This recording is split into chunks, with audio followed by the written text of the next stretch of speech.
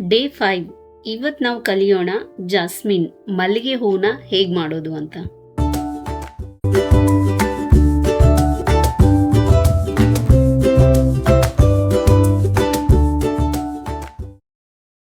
Hi crochet lovers, ನಿಮಗೆಲ್ಲ Shri crochet ಹಬ್ಗೆ ಸ್ವಾಗತ. ನಾನು ನಿಮ್ಮ Sridevi. So 30 days crochet flower ಸೀರೀಸಲ್ಲಿ ಇವತ್ತು ಡೇ 5 ನಾನು ಹೇಳ್ಕೊಡ್ತಾ ಇದ್ದೀನಿ ಜಾಸ್ಮಿನ್ ಮಲ್ಲಿಗೆ ಹೂನ ಹೇಗೆ ಮಾಡೋದು ಅಂತ. ಮಲ್ಲಿಗೆ ಹೂನ ಮಾಡೋದಕ್ಕೆ ನಾನಿಲ್ಲಿ ವೈಟ್ ಕಲರ್ ಯಾರ್ನ್ ಮತ್ತು ಗ್ರೀನ್ ಕಲರ್ ಯಾರ್ನ ತಗೊಂಡಿದ್ದೀನಿ. ಹಾಗೆ ನಾನಿಲ್ಲಿ 1.20 mm ಹುಕ್ನ ಯೂಸ್ ಮಾಡ್ತಾ ಇದ್ದೀನಿ. ನಾನಿಲ್ಲಿ ಯೂಸ್ ಮಾಡ್ತಾ ಇರೋದು 4 ಪ್ಲೇ ಅಕ್ರಿಲಿಕ್ ಯಾರ್ನ್ಸ್ನ. ಫಸ್ಟ್ ನಾನಿಲ್ಲಿ ಸ್ಟೆಮ್ ಮಾಡ್ಕೊಳ್ತಾ ಇದ್ದೀನಿ. ಅದಕ್ಕೋಸ್ಕರ ಇಲ್ಲಿ ನಾನೊಂದು ಸ್ಲಿಪ್ ನಾಟ್ ಹಾಕ್ತಾ ಇದ್ದೀನಿ. ಇದು ಸ್ಟೆಮ್ ಒಂದು ಸ್ವಲ್ಪ ವಿಶೇಷವಾಗಿದೆ, ಸ್ಟಿಚಸ್ ಸ್ವಲ್ಪ ಗಮನ ಇರಲಿ. ಈಗ ಯಾರ್ನ ಈ ರೀತಿ ಹುಕ್ ಮೇಲೆ ಸುತ್ಕೊಳ್ತಾ ಇದ್ದೀನಿ, ರ್ಯಾಪ್ ಮಾಡ್ಕೊಳ್ತಾ ಇದ್ದೀನಿ. ಹಾಗೆ ಯಾರ್ನ ಪುಲ್ ಮಾಡ್ತಾ ಇದ್ದೀನಿ. ಸೊ ಈ ಪ್ರಾಸೆಸ್ ನಾನು ರಿಪೀಟ್ ಮಾಡ್ತೀನಿ. ಯಾರ್ನ ರ್ಯಾಪ್ ಮಾಡಿಕೊಂಡೆ, ಈಗ 2 ಲೂಪ್ ಬಂತು, ಅದರಲ್ಲಿ ಯಾರ್ನ ಪುಲ್ ಮಾಡ್ತಾ ಇದ್ದೀನಿ. ಈ ಥರ ಫ್ರಂಟಿಂದ ರ್ಯಾಪ್ ಮಾಡ್ಕೊಳ್ಳೋದು, ಈ ಥರ ರ್ಯಾಪ್ ಮಾಡ್ಕೊಳ್ಳೋದು, 2 ಲೂಪ್ ಇರುತ್ತೆ, ಅಲ್ಲಿ ಯಾರ್ನ ಪುಲ್ ಮಾಡೋದು. ಈ ರೀತಿ ನಾವು ಸ್ಟೆಮ್ನ ಮಾಡ್ಕೊಳ್ತೀವಿ. ಮಲ್ಲಿಗೆ ಹೂವಿಂದು ಸ್ಟೆಮ್ ಇರುತ್ತಲ್ವ, ಅದನ್ನ ಈ ರೀತಿ ಮಾಡ್ಕೊಳ್ತೀವಿ. ಸೊ ನಾನಿಲ್ಲಿ 5 ಟೈಮ್ಸ್ ಅದನ್ನ ಮಾಡ್ಕೊಂಡಿದ್ದೀನಿ. ಈಗ ನಾನು ವೈಟ್ ಕಲರ್ ಯಾರ್ನ ಅಟ್ಯಾಚ್ ಮಾಡ್ಕೊಳ್ತಾ ಇದ್ದೀನಿ. ಹೇಗೆ ಅಟ್ಯಾಚ್ ಮಾಡೋದು ಅಂತ ನೋಡಿ. ಯಾರ್ನ ಈ ರೀತಿ ರ್ಯಾಪ್ ಮಾಡ್ತೀವಲ್ವ ನಾವು, ಅದೇ ರೀತಿ ಈಗ ವೈಟ್ ಕಲರ್ ಯಾರ್ನ ಹಾಕೊಂಡಿದ್ದೀನಿ ನಾನು. ಈಗ ಯಾರ್ನ ಪುಲ್ ಮಾಡ್ತಾ ಇದ್ದೀನಿ. ಈಗ ಮಿಕ್ಕಿರೋ ಟೈಲ್ ಪಾರ್ಟ್ಸ್ ಏನಿದೆಯೋ ಅದನ್ನ ಹಿಡಿದು ಸ್ವಲ್ಪ ನೀಟಾಗಿ ಸ್ಟಿಫ್ ಆಗೋ ಥರ ಟೈಟಾಗಿ ಎಳಿಬೇಕಾಗತ್ತೆ. ಇದಾದ ನಂತರ ಈಗ ವೈಟ್ ಯಾರ್ನಿಂದ ನೆಕ್ಸ್ಟ್ ಪೆಟಲ್ಸ್ ಎಲ್ಲ ಮಾಡ್ಕೋಬೇಕು. ಹಾಗಾಗಿ ಅದನ್ನ ವರ್ಕಿಂಗ್ ಯಾರ್ನ್ ಥರ ಕನ್ಸಿಡರ್ ಮಾಡಿಕೊಂಡು ಅದನ್ನ ಸೈಡಲ್ಲಿ ಇಟ್ಕೊಳ್ತಾ ಇದ್ದೀನಿ ನಾನು. ಈ ಥರ ಸೈಡಿಗೆ ಹಾಕ್ಕೊಳ್ಳೋಣ. ರಿಮೈನಿಂಗ್ ಏನಿದೆಯೋ ಅದನ್ನ, ಆ ಟೈಲ್ ಪಾರ್ಟ್ನ ಯೂಶಲಿ ನಾನು ಇಷ್ಟೊತ್ತು ಈ ಥರ ಮಾಡಿದ್ದೆ. ಈಗ ಉಲ್ಟಾ ರ್ಯಾಪ್ ಮಾಡ್ಕೊಳ್ತಾ ಇದ್ದೀನಿ, ಅಂದರೆ ಹುಕ್ಕಿಗೆ ಹಿಂದ್ಗಡೆಯಿಂದ ಸುತ್ಕೊಳ್ತಾ ಇದ್ದೀನಿ. ಆ ಥರ ಮಾಡಿ ಈಗ ವೈಟ್ ಯಾರ್ನ ಪುಲ್ ಮಾಡಿ ಈಗ ಲಾಕ್ ಮಾಡ್ತಾ ಇದ್ದೀನಿ, ಒಂದು ಸ್ಟಿಚ್ ಹಾಕಿ. ಈ ರೀತಿ ವೈಟ್ ಯಾರ್ನ ಅಟ್ಯಾಚ್ ಮಾಡ್ಕೊಳ್ಳೋದು. ಈಗ ಇಲ್ಲಿ ನಾನು 4 ಚೈನ್ ಸ್ಟಿಚಸ್ನ ಹಾಕೊಳ್ತಾ ಇದ್ದೀನಿ. ಓವರ್ ಆಲ್ ನನಗೆ 1 2 3 4 5 ಆಗುತ್ತೆ. ಅಂದರೆ ಸ್ಟಾರ್ಟಿಂಗಲ್ಲಿ ಲಾಕಿಗೆ ಅಂತ ಹಾಕಿದ್ದೊಂದು, ಆಮೇಲೆ 4 ಸ್ಟಿಚ್ಚು. ಈಗ ನಾನು ಡಬಲ್ ಕ್ರೋಶೆ ಮಾಡಬೇಕು. ಎಲ್ಲಿ ಡಬಲ್ ಕ್ರೋಶೆ ಮಾಡ್ತೀವಿ ಅಂದರೆ, ನಾವು ಫಸ್ಟ್ ಯಾರನ್ನ ಲಾಕ್ ಮಾಡೋಕ್ಕೆ ಅಂತ ಯೂಸ್ ಮಾಡಿದ್ವಲ್ವಾ, ಆ ಲೂಪಲ್ಲಿ ನಾವು ಡಬಲ್ ಕ್ರೋಶೆನ ಮಾಡ್ತೀವಿ. ವೆರಿ ಬಿಗಿನಿಂಗ್ ಸ್ಟೆಮ್ಮು ಮತ್ತೆ ಫಸ್ಟ್ ಸ್ಟಿಚ್ಚು ಅಟ್ಯಾಚ್ ಆಗಿದೆ ಅಲ್ವಾ, ಸೊ ಆ ಲೂಪಲ್ಲಿ ನಾನು 2 ಟೈಮ್ಸ್ ಡಬಲ್ ಕ್ರೋಶೆನ ಮಾಡ್ಕೊಂಡಿದ್ದೀನಿ.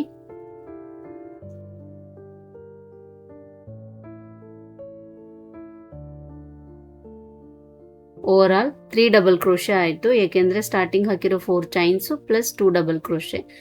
ಈಗ ಇನ್ನೊಂದು ನಾನು ಡಬಲ್ ಕ್ರೋಶೆ ಮಾಡ್ಕೊಳ್ತಾ ಇದ್ದೀನಿ. ಸೇಮ್ ಸ್ಟಿಚ್ಚಲ್ಲಿ ವರ್ಕ್ ಮಾಡ್ತಾ ಇದ್ದೀವಿ. ನೆಕ್ಸ್ಟ್ ಒಂದು ಚೈನ್ ಸ್ಟಿಚ್ ಹಾಕೊಳ್ತಾ ಇದ್ದೀನಿ. ಮತ್ತೆ ಈಗ 4 ಟೈಮ್ಸ್ ನಾನು ಡಬಲ್ ಕ್ರೋಶೆ ಮಾಡ್ಕೊಳ್ತೀನಿ ಸೇಮ್ ಸ್ಟಿಚ್ಚಲ್ಲಿ. ಇದು ಸೆಂಟ್ರಲ್ಲಿ ಮೊಗ್ಗು ಥರ ಇರುತ್ತಲ್ವ, ಆ ಪಾರ್ಟ್ ಮಾಡೋದಕ್ಕೋಸ್ಕರ ಈ ಸ್ಟಿಚಸ್ನ ಹಾಕ್ತಾ ಇರೋದು. 1 ಟೈಮ್ ಆಯಿತು, ಸೆಕೆಂಡ್ ಟೈಮ್ ಡಬಲ್ ಕ್ರೋಶೆ, ಹಾಗೆ ಇದು 3rd ಟೈಮ್ ಡಬಲ್ ಕ್ರೋಶೆ.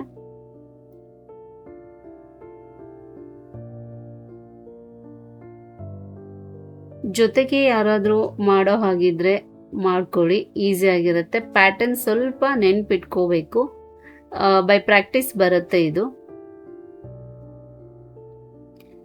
ನಾನೀಗ 4 ಟೈಮ್ಸ್ ಡಬಲ್ ಕ್ರೋಶೆ ಹಾಕ್ಕೊಂಡೆ. ಸ್ಟಾರ್ಟಿಂಗಲ್ಲಿ 4 ಚೈನ್ಸ್ ಹಾಕಿದ್ದೆ ಅಲ್ವಾ ನಾನು, 2 3 4. ಆ ಎಂಡಲ್ಲಿ ಈಗ ನಾನು, ಅದು ನನ್ನ ಫಸ್ಟ್ ಸ್ಟಿಚ್ ಥರ ಕನ್ಸಿಡರ್ ಆಗುತ್ತಲ್ವ, ಸೊ ಅಲ್ಲಿಂದ ನಾನೀಗ ಈ ಯಾರ್ನ ಈ ರೀತಿ ಪುಲ್ ಮಾಡಿ ಲಾಕ್ ಮಾಡ್ಕೊಳ್ತಾ ಇದ್ದೀನಿ. ಲೈಕ್ ಸ್ಲಿಪ್ ಸ್ಟಿಚ್ ಹಾಕೋ ಥರ.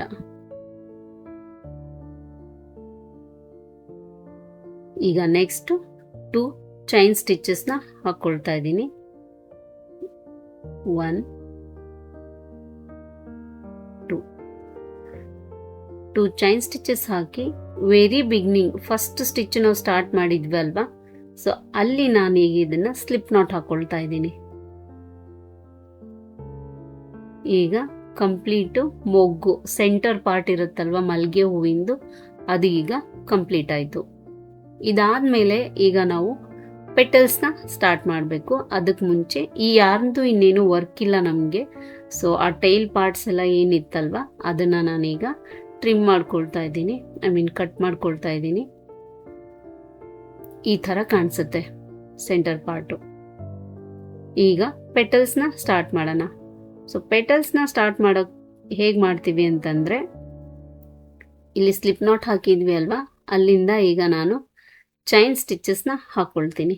ನೀಟಾಗಿ ಡೈರೆಕ್ಷನ್ ನೋಡ್ಕೊಳ್ಳಿ. ಚೈನ್ ಸ್ಟಿಚ್ ಹಾಕ್ತಾ ಇದ್ದೀನಿ. 2 3 4 ನಾನೀಗ 4 ಚೈನ್ ಸ್ಟಿಚಸ್ ಹಾಕಿದೆ. ವೆರಿ ಬಿಗಿನಿಂಗ್ ಫಸ್ಟ್ ಚೈನ್ ಸ್ಟಿಚ್ಚಲ್ಲಿ ನಾನೀಗ ಡಬಲ್ ಕ್ರೋಶೆ ಮಾಡ್ತಾ ಇದ್ದೀನಿ. ನಾನೀಗ ಪೆಟಲ್ ಪಾರ್ಟ್ ಮಾಡ್ತಾ ಇರೋದು. 4 ಚೈನ್ಸ್ ಹಾಕ್ಕೊಂಡೆ. ಸ್ಟಾರ್ಟಿಂಗ್ ಸ್ಟಿಚ್ಚಲ್ಲಿ ಫಸ್ಟ್ ಚೈನ್ ಸ್ಟಿಚ್ಚಲ್ಲಿ ಈಗ ನಾನು 2 ಟೈಮ್ಸ್ ಡಬಲ್ ಕ್ರೋಶೆ ಮಾಡ್ಕೊಳ್ತಾ ಇದ್ದೀನಿ. ಮತ್ತೆ 4 ಚೈನ್ ಸ್ಟಿಚ್ ಹಾಕ್ಕೊಳ್ತಿದ್ದೀನಿ. 3 ಮತ್ತೆ ಇಲ್ಲಿ ಒಂದು ಸ್ಲಿಪ್ ನಾಟ್ ಹಾಕ್ತಾ ಇದ್ದೀನಿ.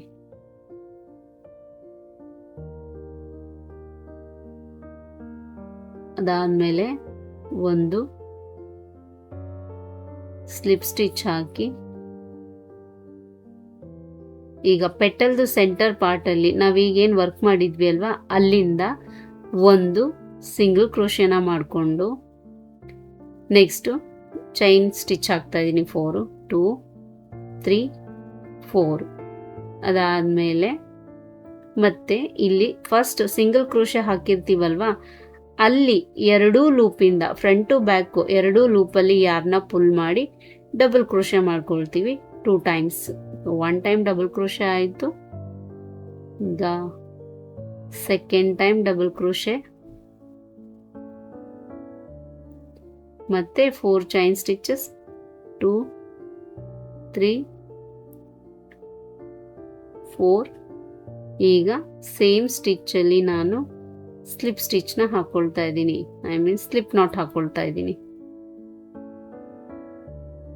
ಇದಾದ್ಮೇಲೆ ಒಂದು ಚೈನ್ ಸ್ಟಿಚ್ನ ಹಾಕೊಂಡು ಅದಾದ್ಮೇಲೆ ಸೆಕೆಂಡ್ ಪೆಟಲ್ದು ಸೆಂಟರ್ ಪಾರ್ಟು ಈಗ ಏನು ವರ್ಕ್ ಮಾಡಿದ್ವಿ ಅಲ್ಲಿ ಗ್ಯಾಪ್ ಕಾಣಿಸ್ತಾ ಇರುತ್ತೆ, ಅಲ್ಲಿ ನಾವು ನೆಕ್ಸ್ಟ್ ಪೆಟಲ್ ಸ್ಟಾರ್ಟ್ ಮಾಡೋದಕ್ಕೆ ಒಂದು ಸಿಂಗಲ್ ಕ್ರೋಶೆ ಹಾಕೊಳ್ತೀವಿ. ಅದಾದ್ಮೇಲೆ ಮತ್ತೆ 4 ಚೈನ್ ಸ್ಟಿಚಸ್ನ ಹಾಕೊಂಡು ಸಿಂಗಲ್ ಕ್ರೋಶೆ ಮಾಡಿರ್ತೀವಲ್ವಾ, ಅಲ್ಲಿ 2 ಲೂಪಲ್ಲಿ ನಾವು ಈ ಥರ 2 ಲೂಪಲ್ಲಿ ನಾವು ಯಾರನ್ನ ಪುಲ್ ಮಾಡಿಕೊಂಡು ಡಬಲ್ ಕ್ರೋಶೆನ ಮಾಡ್ಕೊಳ್ತೀವಿ.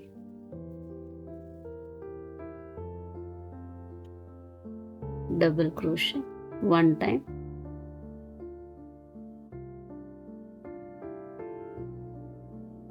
ಸೆಕೆಂಡ್ ಟೈಮ್ ಡಬಲ್ ಕ್ರೋಶೆ, ಹಾಗೆ 4 ಚೈನ್ ಸ್ಟಿಚಸ್,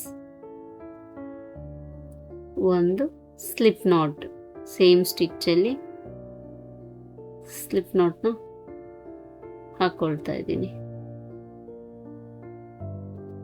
ಈಗ ನೆಕ್ಸ್ಟ್ ಒಂದು ಚೈನ್ ಸ್ಟಿಚ್, ಮತ್ತೆ ಇಲ್ಲಿಂದ ಒಂದು single crochet, next 4 chain stitches,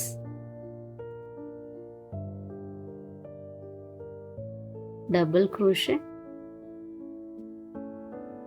double crochet ಎಲ್ಲಿ ಮಾಡ್ತೀವಿ ಅನ್ನೋದು ಇಂಪಾರ್ಟೆಂಟ್ ಆಗುತ್ತೆ. ಸಿಂಗಲ್ ಕ್ರೋಶೆ ಹಾಕಿರ್ತೀವಲ್ವಾ, ಅಲ್ಲಿ ಫ್ರಂಟ್ ಲೂಪು ಮತ್ತು ಬ್ಯಾಕ್ ಲೂಪ್ 2 ಲೂಪಲ್ಲಿ ನಾವು ವರ್ಕ್ ಮಾಡ್ತೀವಿ. ಸಿ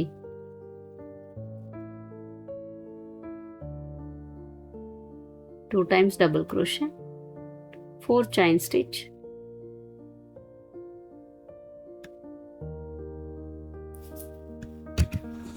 ಮತ್ತೆ ಸೇಮ್ ಸ್ಟಿಚ್ಚಲ್ಲಿ ನಾನು ಸ್ಲಿಪ್ ನಾಟ್ನ ಹಾಕೊಳ್ತಾ ಇದ್ದೀನಿ. ಒಂದು ಚೈನ್ ಸ್ಟಿಚ್ ಹಾಕಿ ಟೋಟಲ್ ಎಷ್ಟು ಪೆಟಲ್ಸ್ ಆಗಿದೆ ನೋಡ್ಕೊಳ್ಳೋಣ. 1 2 3 4 ಆಗಿದೆ. ಸೊ ಇನ್ನೊಂದು ಪೆಟಲ್ನ ಮಾಡ್ಕೊಳ್ತಾ ಇದ್ದೀನಿ. Again same thing, single crochet,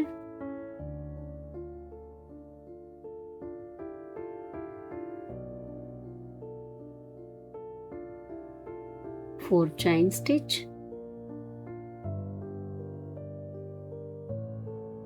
2 times double crochet,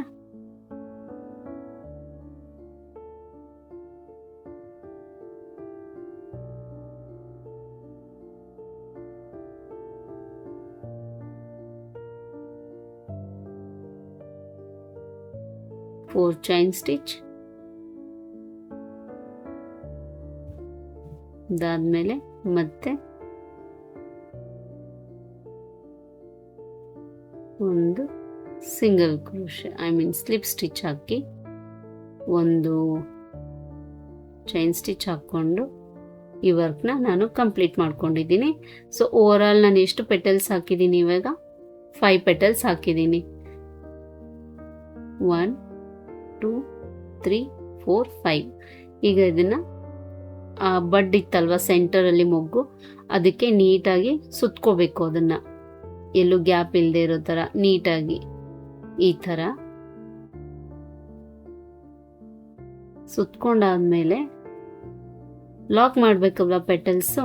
so first petals ನಾವು ಹೇಗೆ ಇಷ್ಟೊತ್ತು ಒಂದು ಪೆಟಲ್ದು ಸೆಂಟರ್ ಪಾರ್ಟ್ ಅಲ್ಲಿ ನೆಕ್ಸ್ಟ್ ಪೆಟಲ್ನ ಸ್ಟಾರ್ಟ್ ಮಾಡ್ತಿದ್ವು, ಅದೇ ತರ ಇಲ್ಲಿ ಫಸ್ಟ್ ಪೆಟಲ್ ಸೆಂಟರ್ ಅಲ್ಲಿ ಈಗ ನಾನು ಒಂದು ಸ್ಲಿಪ್ ನಾಟ್ನ ಹಾಕ್ತಾ ಇದ್ದೀನಿ.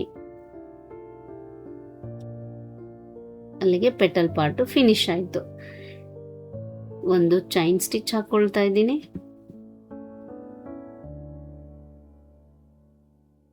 ಎಲ್ಲೂ ಗ್ಯಾಪ್ ಇಲ್ದಿರೋ ತರ ನೀಟಾಗಿ ಕವರ್ ಆಗಿದೆ. ಈಗ ಪೆಟಲ್ಸು ಸ್ಟೆಮ್ಮಿಗೆ ಅಟ್ಯಾಚ್ಡ್ ಇಲ್ಲ, ಈ ತರ ಗ್ಯಾಪ್ ಇದೆ ರೈಟ್. ಈಚ್ ಪೆಟಲ್ನ ಆ ಸ್ಟೆಮ್ಮಿಗೆ ನಾವು ಕನೆಕ್ಟ್ ಮಾಡಬೇಕು. ಯಾವ ರೀತಿ ಮಾಡೋದು ಅಂದರೆ, ನಾವು ಸ್ಟಾರ್ಟಿಂಗಲ್ಲಿ ಬಡ್ ಮಾಡೋದಕ್ಕೆ ಸ್ಟೆಮ್ಮಲ್ಲಿ ನಾವು ಹುಕ್ನ ಇನ್ಸರ್ಟ್ ಮಾಡಿರ್ತೀವಲ್ವ, ಅಲ್ಲಿಂದ ಈಗ ನಾನು ಯಾರನ್ನ ಪುಲ್ ಮಾಡಿ ಲೈಕ್ ಈ ಥರ ಸ್ಲಿಪ್ ಸ್ಟಿಚಸ್ನ ಹಾಕ್ತಾ ಹೋಗ್ತೀನಿ. ಸ್ಲಿಪ್ ಸ್ಟಿಚ್ ಆದಮೇಲೆ ನೆಕ್ಸ್ಟ್ ಪೆಟಲ್ ಜಾಯಿಂಟ್ ಮಾಡೋಕ್ಕೂ ಮುಂಚೆ ಒಂದು ಚೈನ್ ಸ್ಟಿಚ್ ಹಾಕೊಳ್ಳೋಣ, ಇಲ್ಲಾಂದ್ರೆ ಎಲ್ಲ ಕ್ರಶ್ ಆಗಿರೋ ಥರ ಕಾಣಿಸುತ್ತೆ.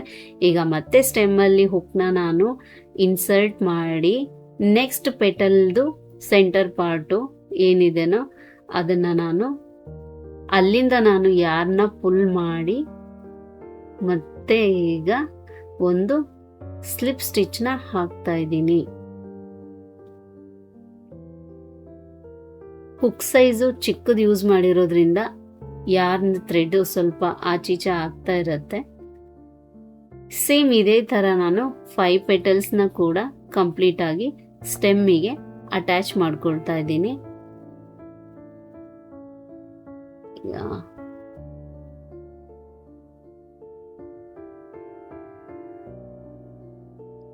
ಸ್ಲಿಪ್ ನಾಟ್ ಹಾಕಬೇಕು, ಆಮೇಲೆ ಒಂದು ಚೈನ್ ಸ್ಟಿಚ್ ಹಾಕೋಬೇಕು.